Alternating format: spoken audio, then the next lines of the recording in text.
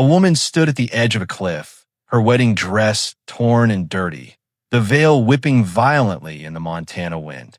Below her stretched a desolate ranch, all wooden fences and dust. Behind her, somewhere in the distance, cruel laughter still echoed in her memory. They called her broken, barren, worthless.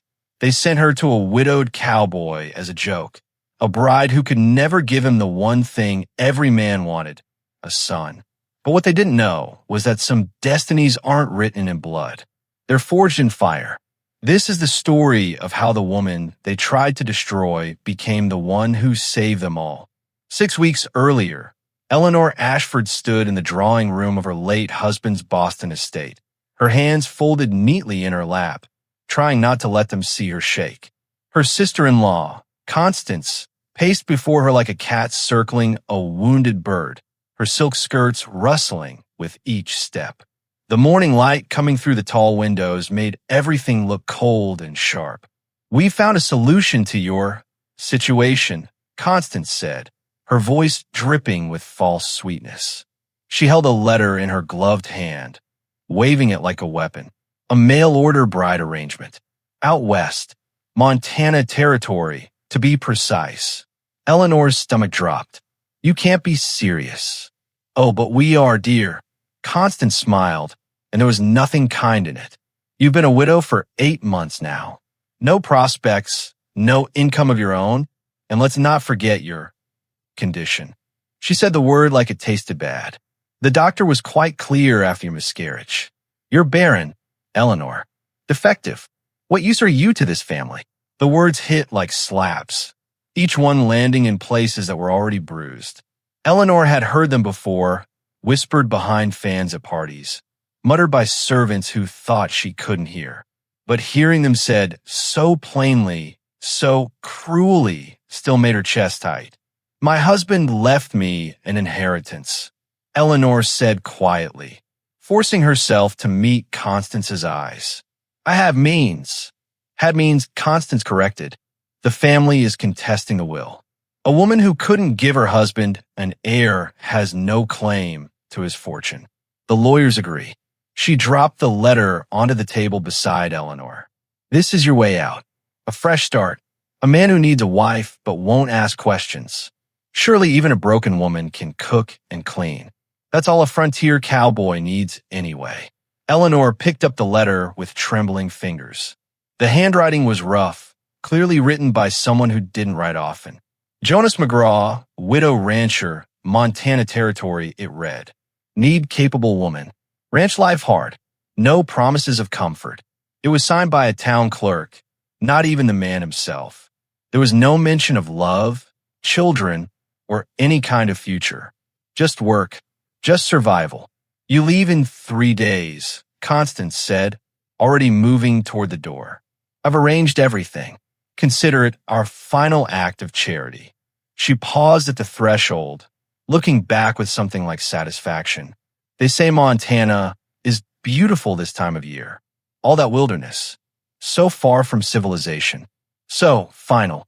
The door closed, and Eleanor was alone. She looked down at the letter again, at the stranger's name, at the vast distance between Boston and Montana. They wanted to bury her alive in the wilderness, send her so far away she'd never bother them again. And she had no choice. No money, no family who wanted her, no prospects. Just shame and a label they branded her with, barren. She thought about the miscarriage, about the blood and the pain, and the doctor's cold pronouncement afterward. "Your womb is inhospitable, Mrs. Ashford. I'm afraid children are not in your future." Her husband had looked at her differently after that, like she'd broken a promise she didn't know she'd made. He died in a carriage accident 3 months later, and part of her had felt guilty for the relief that came with the grief. 3 days later, Eleanor boarded a train heading west. She wore a simple traveling dress, dark blue and practical, and carried one small trunk. Everything she owned fit inside it now. The other passengers stared at a woman traveling alone, whispered about impropriety and desperation. She kept her eyes on the window, watching Boston disappear behind her, watching everything familiar fade into distance. The train ride took days.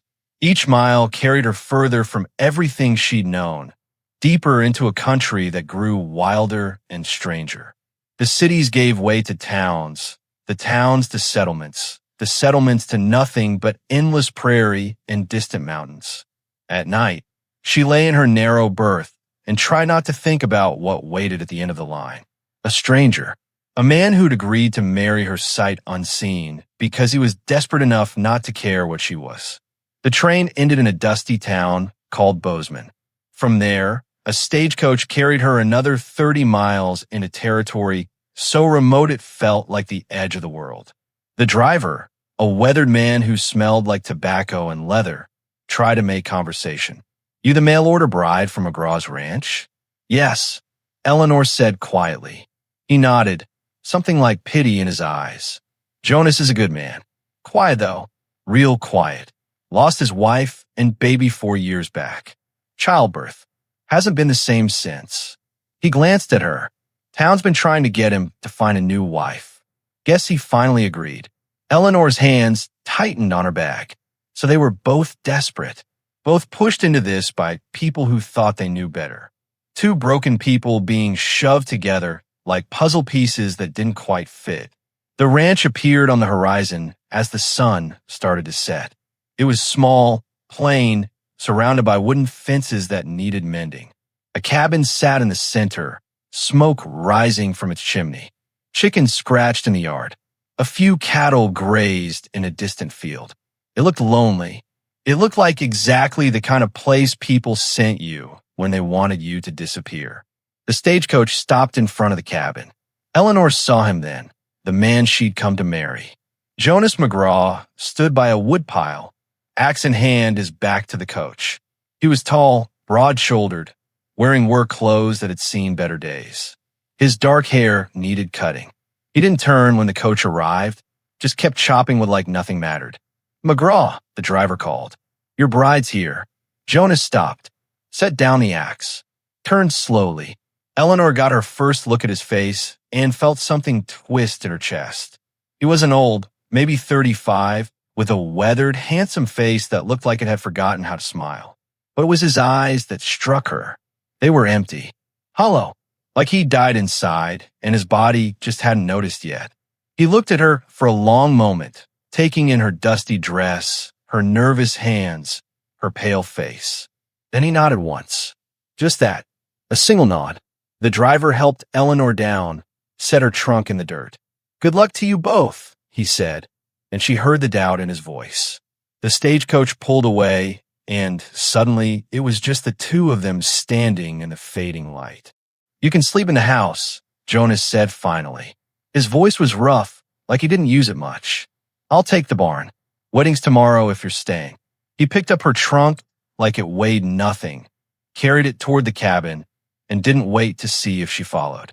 Eleanor stood there in the Montana dust, watching him walk away, and realized what Constance had done. This wasn't a fresh start. It wasn't charity. It was a punishment. They'd matched two broken people, sent them to the middle of nowhere, and expected them to fail. Expected her to fail. Inside the cabin, Eleanor found it clean but sparse. A bed, a table, 2 chairs, a stove. Everything functional, nothing comfortable. Jonas had set her trunk down and disappeared back outside. Through the window, she watched him walk toward the barn, his shoulders heavy, his steps slow. That night, Eleanor lay alone in a stranger's bed, in a stranger's house, 1,000 miles from everything she'd known. Tomorrow she would marry a man who couldn't even look at her. A man as broken as she was.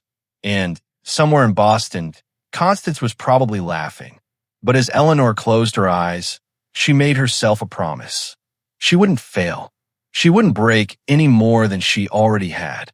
She'd survive shame and grief and loss. She could survive this too. She had to, because there was nowhere else to go.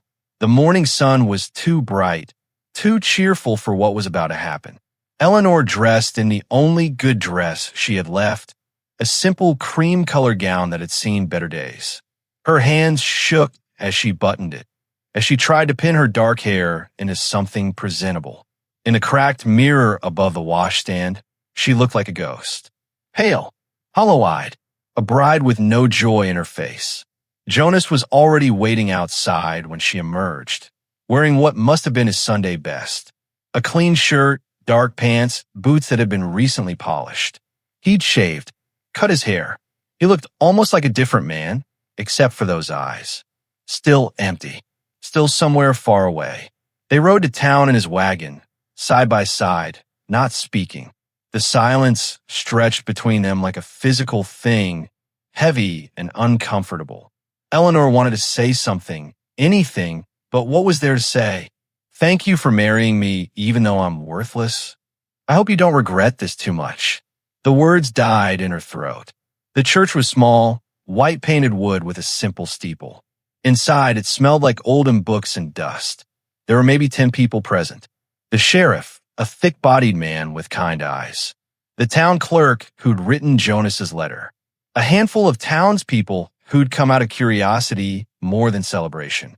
And the preacher, looking tired and vaguely uncomfortable, like he'd done this duty too many times for people who didn't really want to be there.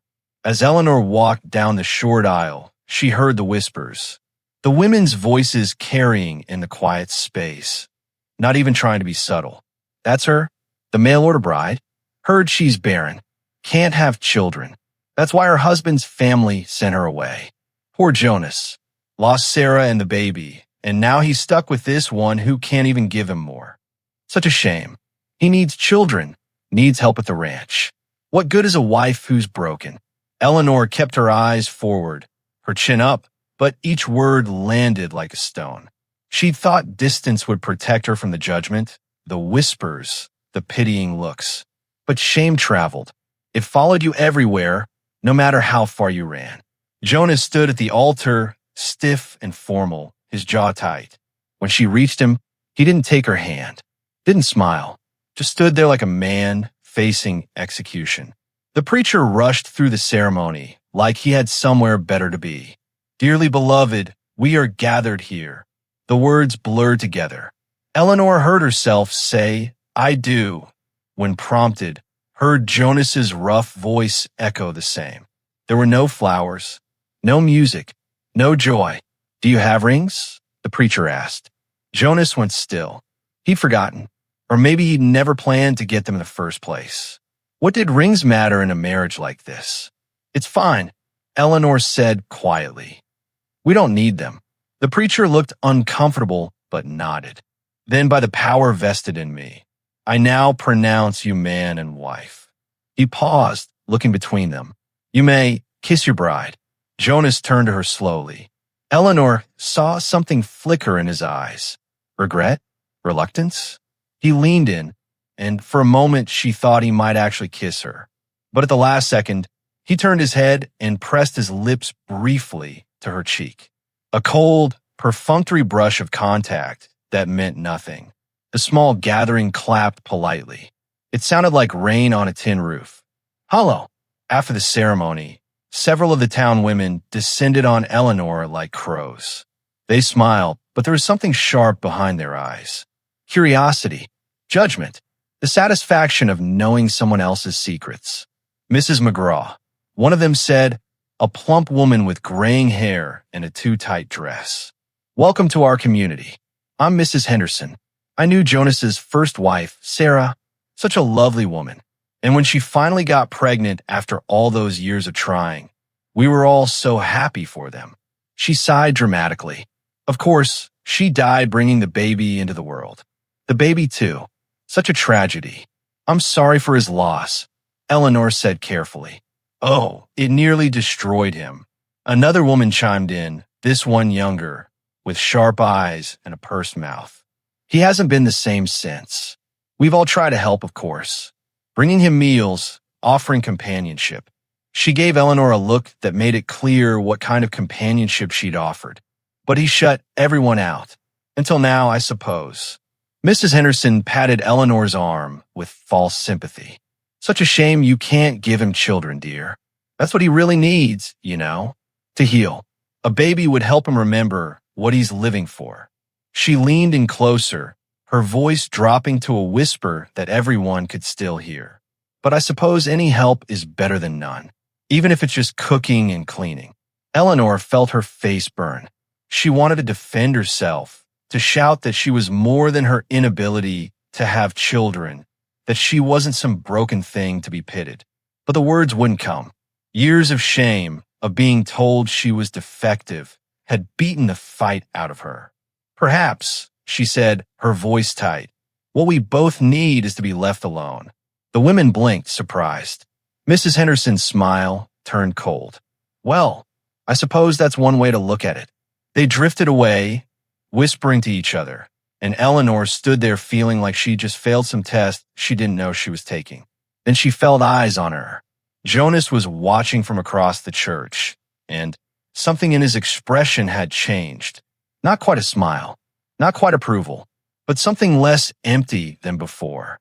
The ride back to the ranch was as silent as the ride to town had been, but the silence felt different somehow. Less hostile, more thoughtful. Jonas kept glancing at her from the corner of his eye, like he was trying to figure something out. When they reached the cabin, he helped her down from the wagon. His hands were rough, calloused, but careful. He carried her trunk inside again, then stood awkwardly in the middle of the small space. He cleared his throat. I'll leave you to settle in. Barn needs tending. Jonas, Eleanor said before he could leave. He stopped his back to her. Thank you for this, for giving me somewhere to go. His shoulders tensed. You earned your keep already. Saw you feeding the chickens this morning before dawn, fixing the fence post that was loose. You work hard. That's worth something. He left before she could respond, and Eleanor was alone in what was now supposed to be her home. Her wedding day. She looked around the sparse cabin, at the cold stove and the hard furniture and the photograph on the mantel she'd noticed last night. Jonas and a woman, both young, both smiling at each other like the world was full of promise. Sarah, his real wife, the one he'd loved. Eleanor picked up the photograph, studied the woman's face. She was pretty, soft-looking, with kind eyes and a gentle smile. Everything Eleanor wasn't. Everything she could never be. That night, Eleanor lay in the bed alone, listening to the sounds of the ranch settling around her. Somewhere outside, she heard Jonas moving in the barn. Her husband, who couldn't bear to sleep in the same house with her. Her wedding night, spent in solitude and shame. She didn't cry. She'd done enough of that in Boston. Instead, she stared at the ceiling and made plans. She would make herself useful, indispensable. She would prove that a woman was more than her ability to bear children. She would survive this, just like she'd survived everything else. But as sleep finally came, a small, traitorous part of her whispered, what if it could be more than survival? What if? She shut down the thought before it could finish. Hope was dangerous. Hope would break her worse than anything else. The next 2 weeks fell into a rhythm. Eleanor woke before dawn, started the fire, made coffee. Jonas would come in from the barn, drink the coffee without speaking, eat the breakfast she'd prepared, then disappear to work the ranch. She spent her days cleaning, cooking, mending clothes, tending the garden and the chickens. At night, Jonas would eat dinner in silence, nod his thanks, and retreat to the barn again. They existed around each other like planets in separate orbits, never quite touching, never quite connecting. But Eleanor noticed things, small things. Jonas liked his coffee strong and black. He always left the crust on his bread. He worked himself to exhaustion every day, like he was trying to outrun something. At night, sometimes she heard sounds from a barn. Not crying exactly, but something close to it. And Jonas noticed things too. She caught him watching her sometimes when he thought she wasn't looking.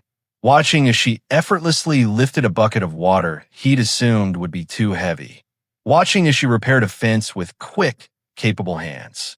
Watching as she read by lamplight at night, her brow furrowed in concentration over one of the few books she'd brought from Boston. One morning, about 2 weeks in, Eleanor made his coffee exactly the way he liked it without thinking. When she set the cup down, Jonas stared at it for a long moment. How did you know? He asked quietly. Know what? That I take it this way. Strong, no sugar in this cup. He touched the chipped mug gently. Sarah always knew, but I never told you. Eleanor felt her cheeks warm. I noticed. You always reach for that cup. Always drink it the same way. It wasn't hard to figure out. Something shifted in his face. Not quite a smile, but close. Most people don't notice things like that. Most people don't pay attention, Eleanor said. After that, the silence between them felt less empty. Still present, but not as heavy. They started existing in the same space more comfortably, moving around each other in the kitchen like dancers learning a routine. Then came the storm. It rolled in one evening, dark clouds boiling over the mountains, bringing thunder that shook the cabin walls and rain that fell in sheets. Jonas had been working on the north fence when it hit. Eleanor watched from the window, worried, until she saw him running through the downpour toward the house. Not the barn, the house. He burst through the door, soaking wet, hair plastered to his head, breathing hard. Lightning flashed, illuminating his face in stark white light. Thunder crashed, so loud it felt like the world was splitting open. Barn door won't close in this wind, he said, stripping off his wet coat. I'll have to wait it out. I'll make coffee, Eleanor said, already moving to the stove. They sat by the fire while the storm raged outside, the only sound between them the crackling of the flames and the drum of rain on the roof. Eleanor handed him a cup of coffee, and their fingers brushed. Both pulled back, but slower than before, like the touch had burned in a different way. Why did you agree to this? Eleanor asked suddenly, surprising herself. A mail-order bride. You could have found someone local, someone you knew. Jonas stared into his coffee for a long time. Town wouldn't stop pitying me. For years, and they still looked at me like I was some broken thing that needed fixing. Thought maybe a wife would quiet them, make them think I was moving on. Are you? Eleanor asked quietly. Moving on? Don't know, he admitted. Feels like betrayal sometimes. To Sarah. Eleanor understood that. They sent me here to be rid of me, she said, surprised at her own honesty. My late husband's family. I couldn't give my husband a child. The doctor said I was barren after the miscarriage. They saw me as defective. An embarrassment. So they found you and thought it was the perfect solution. Send the broken woman to the desperate widower and let us both disappear. Jonas looked at her then, really looked at her, and she saw something kindle in those hollow eyes. You think that's all you're worth? Your ability to have a child? The world does, Eleanor said, her voice catching. Everyone does. I don't, Jonas said firmly. You've worked harder than any hired hand I've had. You don't complain. Don't ask for anything. You make this place feel less. He trailed off, searching for words. Empty, Eleanor supplied. Yeah, empty. He set down his coffee. I'm sorry they treated you that way. Made you feel like you were nothing. I'm sorry you lost them, Eleanor said. Sarah and the baby. They sat there as the storm raged. Two broken people acknowledging each other's pain for the first time. When the lightning flashed again, neither of them looked away. The next morning dawned clear and bright, like the storm had washed the world clean. Eleanor woke to find Jonas already up, but this time he'd made coffee. Left a cup for her on the table, still steaming. It was a small thing, the smallest thing, but Eleanor held that cup like it was precious, and something in her chest felt lighter than it had in months. Maybe she thought, maybe this could be something more than just survival. Maybe. 3 days after the storm, everything changed. Eleanor was hanging laundry when she heard the horse approaching. Jonas was in the barn, shoeing one of the horses, and she'd been enjoying the quiet morning, the way the sheets snapped in the breeze like sails. But something about the rider's pace made her stop, made her hands still on the clothesline. The man rode hard, dust churning behind him, and when he pulled up in front of the cabin, his horse was lathered and breathing hard. He was young, maybe 20, wearing a postal uniform that had seen better days. Mrs. McGraw, he called out, and Eleanor's stomach dropped at the name. She was still getting used to it. Got a letter for you. Special delivery from Boston. Boston. The word was like ice water down her back. Jonas emerged from the barn, wiping his hands on a rag. His eyes narrowed. He watched as Eleanor took the letter with trembling fingers, as the postal rider tipped his hat and rode off.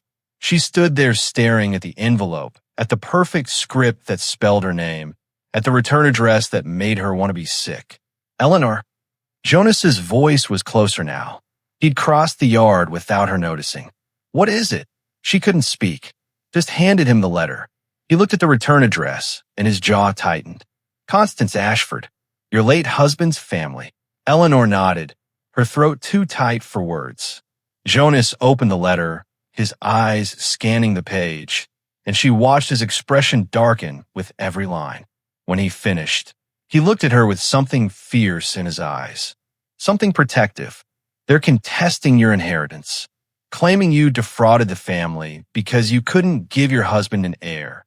His voice was rough with anger. They're sending someone to retrieve you. 3 weeks. For legal proceedings in Boston. They want to humiliate me, Eleanor whispered. Publicly. Strip away everything my husband left me and make sure everyone knows why. Make sure I have nothing. Nowhere to go. They want to destroy you, Jonas corrected, his hands crumpling the letter. Eleanor felt the old shame rising, the familiar weight of worthlessness pressing down on her chest. Maybe they're right. Maybe I did defraud them. I knew I couldn't have children. I should have told. Stop. Jonas's voice was sharp. He grabbed her shoulders, forcing her to meet his eyes. Listen to me. You didn't do anything wrong. They're cruel people looking for an excuse to take what's yours. Why do you care? The words burst out of her, raw and desperate. This isn't a real marriage. You don't owe me anything. You could let them take me and be done with it. Something flickered across Jonas's face. Pain, maybe, or realization. Nobody's taking you anywhere, he said firmly. Jonas, I mean it, Eleanor. You've earned your place here. You work hard. You don't complain. You make this ranch run better than it has in years. That makes it real enough. He released her shoulders, but didn't step back.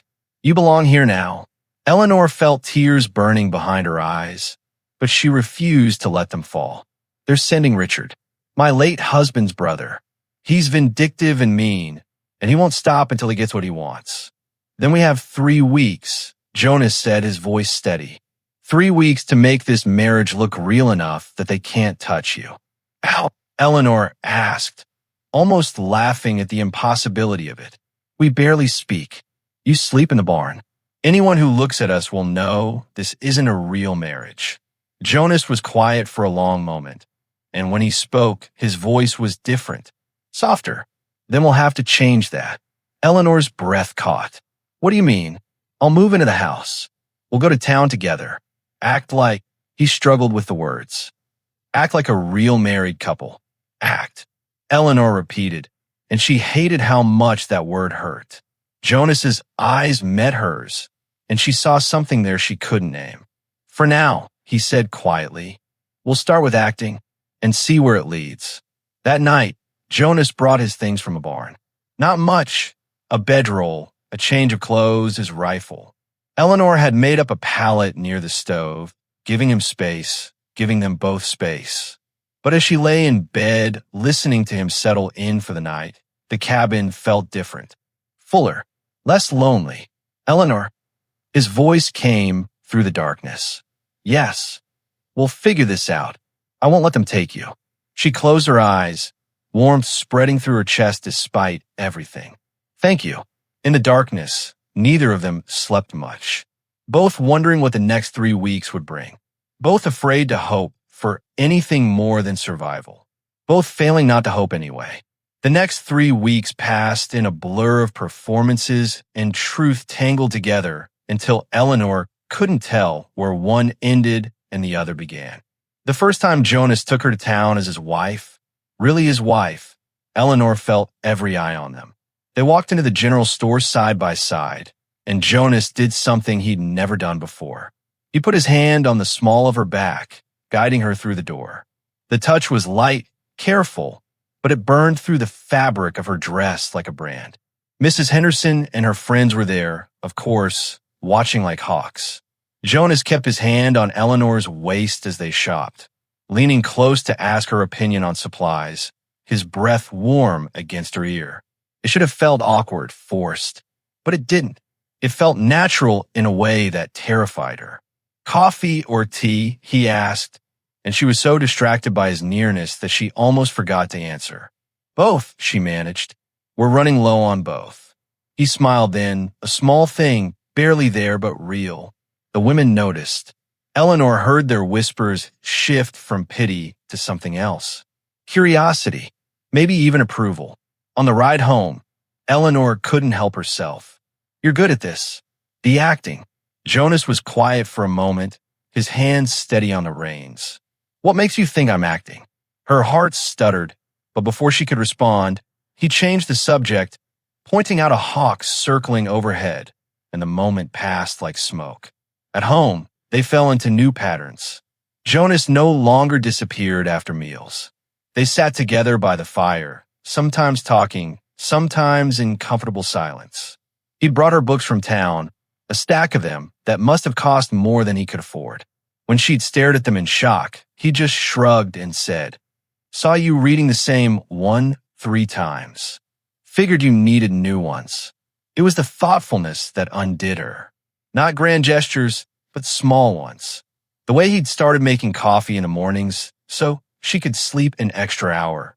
The way he fixed this squeaky hinge on the cupboard without her asking. The way he listened when she talked about the books she was reading, really listened, even though he admitted he wasn't much for reading himself. They worked side by side on the ranch now, fixing fences and tending animals. Eleanor proved stronger than she looked, and Jonas stopped trying to shield her from the hard work. One afternoon, as they hammered posts in his stubborn ground, he said, "You're not what I expected." Eleanor wiped sweat from her forehead. "What did you expect? Someone fragile. Someone who'd break out here." She met his eyes. "I did break, but I'm still here." Something passed between them, an understanding deeper than words. Jonas reached out, almost unconsciously, and tucked a strand of hair behind her ear. His fingers lingered against her cheek for just a heartbeat before he pulled back, looking startled by his own gesture. That night, Eleanor woke to sound from across the room. Jonas, caught in a nightmare, thrashing in his bedroll. She got up without thinking, crossing to him in the darkness, kneeling beside him. "Jonas," she said softly, touching his shoulder. "Wake up. You're dreaming." He jerked awake, disoriented, breathing hard. In the dim light from the dying fire, she saw the anguish in his face, the guilt that never quite left him. "Sarah," he whispered, still half caught in the dream. "It's Eleanor," she said gently. "You're home. You're safe." He focused on her face, reality settling back in, and something crumbled in his expression. "I dream I could have saved them," he confessed, his voice raw. "Every night, I see Sarah dying, see the baby not breathing, and I can't do anything. I just stand there and watch them go." Eleanor's chest ached. "You can't save the dead, Jonas, but you can live for them, honor them by living." He stared at her, and she saw the moment something shifted. The moment he really saw her, not as a replacement or a convenience, but as herself, as Eleanor. He reached up, his hand cupping her face, thumb brushing across her cheekbone. They were so close, his breath mingling with hers, and she knew he was going to kiss her. Wanted him to kiss her. But at the last second, he pulled back, the walls slamming down again. "I'm sorry. I shouldn't. It's all right," Eleanor said, even though it wasn't.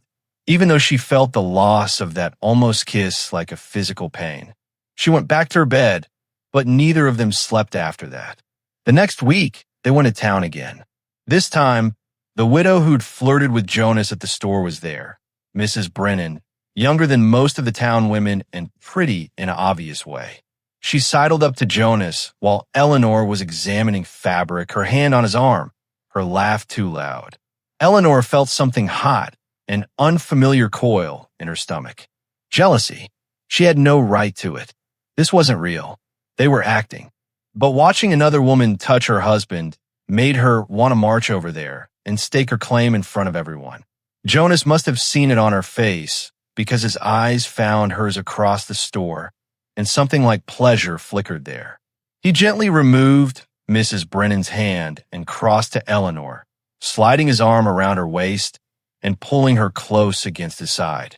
"Ready to go home?" he asked, his voice warm. "Yes," Eleanor managed. On the ride back, she was quiet, embarrassed by her own reaction. Jonas glanced at her several times before finally speaking. "You don't need to worry about her." "I wasn't worried," Eleanor lied. He smiled, a real smile this time, the first she'd seen. "Sure seemed like it. She struggled for words. "I know this is for show, but it still felt real." Jonas finished. His smile faded into something more serious. "Yeah, it did." They rode the rest of the way in charged silence, both aware they were crossing lines they couldn't uncross, becoming something they hadn't planned on becoming. That evening, they sat on the porch watching the sun set, and the comfortable silence between them felt weighted with all the things they weren't saying. Eleanor wanted to ask what this was, where they were going, if any of it was real, but she was afraid of the answer, afraid it was all still just acting, more afraid that it wasn't. "Eleanor," Jonas said finally, his voice low, "when Richard comes, when your past shows up here." He didn't get to finish. A rider appeared on the horizon, moving fast, kicking up dust. As he got closer, Eleanor's blood turned to ice. She recognized the expensive horse, the fine clothes, the cruel set of his mouth. Richard had arrived early, and he hadn't come alone. Richard Ashford rode up with 3 men behind him, a lawyer in a black suit carrying a leather case, 2 hired guns with cold eyes and hands that rested too casually near their weapons. They looked at the modest ranch like it was something that offended them just by existing. Jonas stood slowly, his hand moving to the rifle leaning against the porch rail. Eleanor felt her legs lock, her body caught between the urge to run and the knowledge there was nowhere to run to. "Eleanor," Richard called out, dismounting with practiced ease. He was handsome in a sharp way, all clean lines and expensive clothes that had no place in Montana dust. "Dear sister, we've come to rescue you from this unfortunate situation." "I don't need rescuing," Eleanor said, forcing her voice steady. Richard smiled, but there was no warmth in it. "Of course you do. Look at this place. Look at you." His eyes raked over her work dress, her sun-darkened skin, her calloused hands. "You've been reduced to common labor. This isn't the life you were meant for." The lawyer stepped forward, opening his case with crisp efficiency. "Mrs. Ashford, I'm Mr. Pemberton, representing the Ashford estate.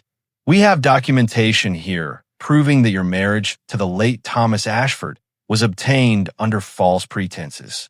You failed to disclose your medical condition, your inability to provide an heir, which constitutes fraud under Massachusetts law." "That's a lie," Jonas said, his voice low and dangerous. "Eleanor's condition is none of your business or your concern." Richard's eyes slid to Jonas, dismissive and cruel. "Ah, yes, the desperate widower. Tell me, McGraw, did she mention she's barren when you agreed to this arrangement? Or did she deceive you too?" He laughed. "Though I suppose a man like you can't afford to be choosy. A mail-order bride who can't have children is still better than no bride at all."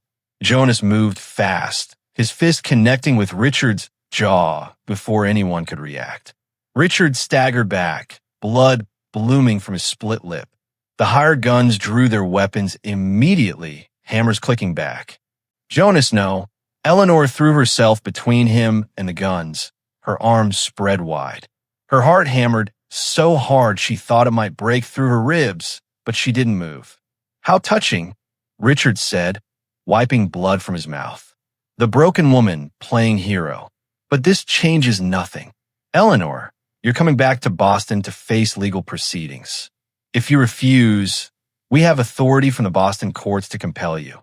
"This isn't Boston," Jonas said, his voice deadly quiet. "And you don't have authority here." Pemberton cleared his throat. "Actually, we've secured cooperation from the territorial sheriff. This is a legal matter that crosses state lines. Mrs. Ashford will return with us, voluntarily or otherwise. Eleanor felt the world tilting. She'd known they were cruel, but she hadn't expected this. Hadn't expected them to come with lawyers and guns and legal documents that could drag her back to a life that wanted to erase her. "I'm not going," she said, her voice shaking but firm. "I'm staying here with my husband." Richard laughed again, the sound ugly. "Your husband? This rancher you've known for what, a few weeks? Everyone in town knows this is a sham marriage, a business arrangement between two desperate people." "It's not a sham," Jonas said. He moved to Eleanor's side, his hand finding hers, their fingers intertwining. "She's my wife. I choose her." The words hit Eleanor like a physical blow. He'd said them in town before, but this was different. This was real. This was in front of the people who wanted to destroy her, and he was claiming her anyway. "How noble," Richard sneered. "But the law doesn't care about your feelings, McGraw. The marriage was clearly not consummated, given her condition. It can be annulled easily." Eleanor felt shame burn through her, the old familiar weight of it pressing down. Her body as evidence. Her inability to have children as proof that nothing about her could be real. "You don't know anything about our marriage," Jonas said, his grip on her hand tightening. "Don't I?" Richard pulled more papers from Pemberton's case. "We've spoken to townspeople. They all say the same thing. You sleep in separate rooms. You barely speak.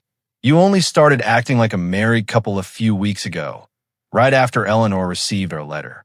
Very convenient timing." Jonas's jaw clenched. Eleanor could feel him struggling, could feel her own panic rising. Because Richard was right. They couldn't prove this marriage was real, because until recently, it hadn't been. It was all performance, all pretending. Except it wasn't. Not anymore. But how could they prove feelings? How could they make anyone believe something they'd barely admitted to themselves? "Here's what's going to happen," Richard said, clearly enjoying himself. "We're staying in town for 3 days. We'll observe, question people, document everything, and at the end of 3 days, if we determine this marriage is fraudulent, Eleanor comes back to Boston with us, voluntarily, or we'll have the sheriff compel her. And if we prove the marriage is real," Jonas asked. Richard's smile was vicious. "Then I'll leave her to rot in this godforsaken wilderness with you. Though I can't imagine how you'll prove something that clearly isn't true." He remounted his horse, the others following suit. 3 days, Eleanor. Enjoy your little performance. We'll see through it soon enough." They rode toward town, leaving dust and dread in their wake. Eleanor stood frozen, still holding Jonas's hand, unable to process what had just happened. They wanted to take her, actually take her, drag her back to Boston and humiliate her publicly and strip away everything she had left. "Eleanor." Jonas turned her to face him, his hands on her shoulders. "Look at me." She did, and saw fierce determination in his eyes. "We're going to fight this," he said. "All of it. We're going to prove this marriage is real." "Ow," Eleanor whispered. "They're right, Jonas. We can't prove something that just started being true." "Then we show them what's true now," Jonas said. He cupped her face, his thumb brushing her cheekbone. "We show them this." And he kissed her. Finally, truly kissed her. Not a performance, not for show, but because he wanted to, because he needed to. His lips were warm and firm against hers, his hands gentle but sure, and Eleanor felt something break open inside her chest. All the walls she'd built, all the protection she'd wrapped around her heart, crumbling in an instant.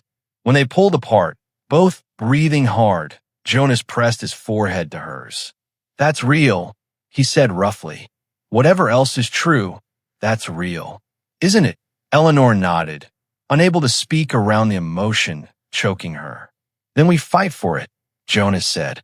"Together, together," Eleanor echoed, and for the first time since Richard appeared, she felt something other than fear.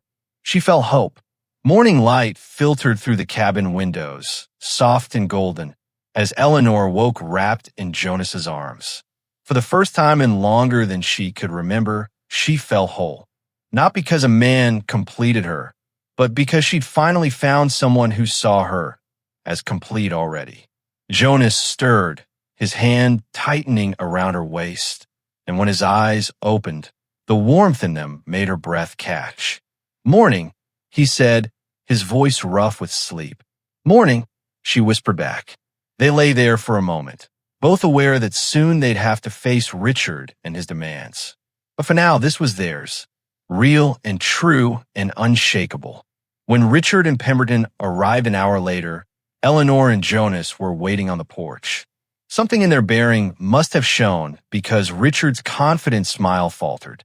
"Well," he demanded, "have you come to your senses? Ready to return to Boston and face the consequences of your fraud?" "The only fraud here is yours," Eleanor said, standing tall. Jonas's hand found hers, their fingers lacing together. "This marriage is real. It's been consummated, and I'm staying." Richard's face flushed red. "You expect me to believe that? After everything? You can't even." "Careful," Jonas warned, his voice deadly quiet. "That's my wife you're talking about." Pemberton stepped forward, his expression calculating. "Be that as it may, there's still the matter of the inheritance. We have grounds to contest based on the original marriage's circumstances." "No, you don't." Eleanor pulled a folded paper from her pocket, one she'd found hidden in Richard's dropped satchel the night before. "These signatures are forged. The documents aren't real. You never had a legal claim. This was always about the money." Richard's face went white, then purple with rage. "You little," he lunged forward, but Jonas stepped between them, his body a wall of protection. "You're done here," Jonas said. "Get off my land." "If you won't come willingly," Richard snarled, "all pretense gone, then we'll take you by force." He gestured to the hired guns. "Your cowboy can't stop all of us." But before the guns could be drawn, horses thundered into the yard. The sheriff and half the town rode up, surrounding Richard's men. The sheriff's rifle was already in his hands. "This is Montana, Ashford," the sheriff said calmly. "We protect our own here, and Eleanor McGraw is one of ours now." Richard looked around, realizing he was outmatched and outmaneuvered. His desperation showed in his next words. "Fine, let's settle this the old way then. A fair fight. McGraw and me. If I win, she comes with me. If he wins, we leave and never return." "Done," Jonas said before Eleanor could protest. "Jonas, no." He turned to her, his eyes steady. "Trust me." The fight was brutal and quick. Richard was skilled, but Jonas fought with something Richard didn't have. Something to protect, someone to fight for. Within minutes, Richard was on the ground, Jonas standing over him. "She's mine," Jonas said, breathing hard. "Not as property, as my wife. My choice. And you're done." Richard, in a final act of desperation, reached for a hidden gun. But the sheriff was faster, shooting it from his hand before he could aim. "That's attempted murder. You're under arrest." As the sheriff hauled Richard and Pemberton away, Eleanor felt her legs give out. Jonas caught her, holding her as she laughed and cried at the same time. Free. She was finally free. That evening, alone at last, Eleanor cleaned Jonas's bruised knuckles while he sat patiently at the kitchen table. The silence between them was comfortable, full of everything they'd been through. What if they were right? Eleanor asked quietly. "What if I can never give you children?" Jonas caught her hand, bringing it to his lips. "Then we'll live without them. Or we'll adopt. There are plenty of orphans who need homes." "But Eleanor, listen to me. Children or not, you're my destiny. You're what I was meant to find." She kissed him then, pouring everything she felt into it. When they pulled apart, she rested her forehead against his. "I love you. Not because you saved me, but because you saw me. Really saw me." "I love you too," he said simply. "Always will." 6 months passed like a dream. Spring came to Montana, bringing new life to the ranch. The fences were mended, the animals healthy, the fields planted. Eleanor and Jonas worked side by side every day, building not just a ranch but a life. A real one. Then one morning, Eleanor woke feeling strange, dizzy, her stomach unsettled.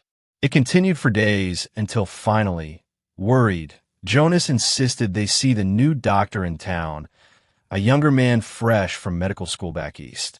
The examination was thorough, professional. When the doctor smiled, Eleanor's heart began to race. "Mrs. McGraw," he said gently, "you're pregnant. About 2 months along, I'd say." The world tilted. "That's impossible. I was told I was barren." The doctors in Boston said. "The medical establishment has been wrong about women's bodies for centuries," the doctor said kindly. "Unless there's clear physical damage, which you don't have, the diagnosis of barren is often premature. You're perfectly healthy. The baby is healthy. Congratulations." Eleanor rode home in a daze, her hand pressed to her still flat stomach. Pregnant. She was pregnant. Everything she'd been told about herself, everything she believed was broken inside her, wrong. All wrong. She found Jonas mending the north fence, the Montana sun bright on his shoulders. When he saw her face, he dropped his tools and crossed to her in 3 long strides. "What's wrong?" he asked, fear in his eyes. "I'm pregnant," Eleanor said, and then she was crying and laughing all at once. "Jonas, I'm pregnant. The doctor says I'm healthy. The baby's healthy." They were wrong. All those years, they were wrong. For a moment, Jonas just stared at her. Then he lifted her off her feet, spinning her around, both of them laughing like children. When he set her down, his hands were shaking as he placed them gently on her stomach. "You're sure?" he whispered. "I'm sure," she said.